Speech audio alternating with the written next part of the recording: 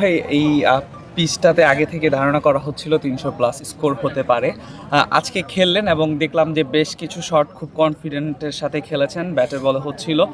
Overall পিচটা কেমন দেখলেন এবং পিচটা থেকে ব্যাটে বল লাগা থেকে কনফিডেন্ট পাচ্ছিলেন কিনা? না দেখুন, উইকেট তো খুবই ভালো ছিল, যেটা আপনারাও প্রথম থেকে এক্সপেক্ট করছিলেন, আমরাও এক্সপেক্ট করছিলাম যে হাই স্কোরিং খেলা হবে এবং এটাই হয়েছে।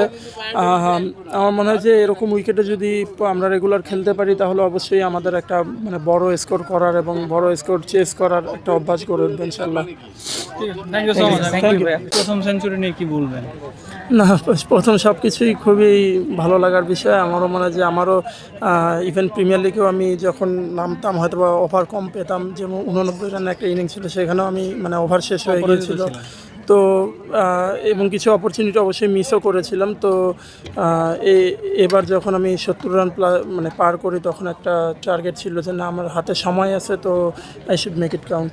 আকবর ভাই আসলে প্রথম সেঞ্চুরি, এর আগে 89 রানের একটা ইনিংস ছিল, আসলে 5-এ নেমেছেন। সচরাচর তো আসলে এত আগে ব্যাটিং করার সুযোগ হয় না। সো কি মনে হয় আকবর আলী সুযোগ পেলে সামনে আরও ভালো কিছু করতে পারবে কিনা? প্রথম সেঞ্চুরি কতটুকু খুশি? দেখুন, অনেক ভালো লাগছে, কারণ ম্যাচ উইনিং একটা কন্ট্রিবিউশন ছিল, তো এটা সব থেকে বড় ভালো লাগার বিষয়। আর যখন নেমেছি আসলে 20 ওভার হয়েছিল, তো 30 ওভার খেলার মতো অপরচুনিটি ছিল, তো জাস্ট একটা জিনিসই মাথায় ছিল যে 40 ওভার পর্যন্ত ইনিংসটা ক্যারি করতে হবে। তো তারপরে আসলে মানে আমরা মিডল ওভারে ভালো ব্যাটিং করতে পেরেছি এবং রানটা হয়ে গিয়েছে আলহামদুলিল্লাহ। হয়েছে কিনা আজ? না, আমি তো মাঠ থেকে এসে একটু এখানে প্রেজেন্টেশনে চলে আসলাম, তো কারোর সাথে কোনো কথা হয়নি। আকবর তো সমর্থক যারা আছে সবাই আক্ষেপ করেই বলেন আপনার আন্ডার আসলে আমরা যুব বিশ্বকাপ জিতেছি, আপনার নেতৃত্বে যারা খেলেছে সবাই জাতীয় দলের নিয়মিত মুখ, আপনাকে নিয়ে সবাই আফসোস করে, অনেকে আক্ষেপও করে। ওইভাবে সুযোগটা আসলে হয়ে ওঠে নাই। সামনে পাকিস্তান সিরিজ আছে, তার আগে সেঞ্চুরি দিয়ে শুরু করলেন।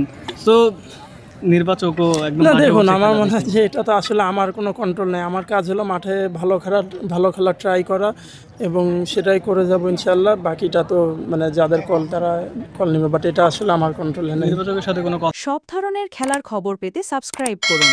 সঙ্গে থাকুন খেলার পাতার।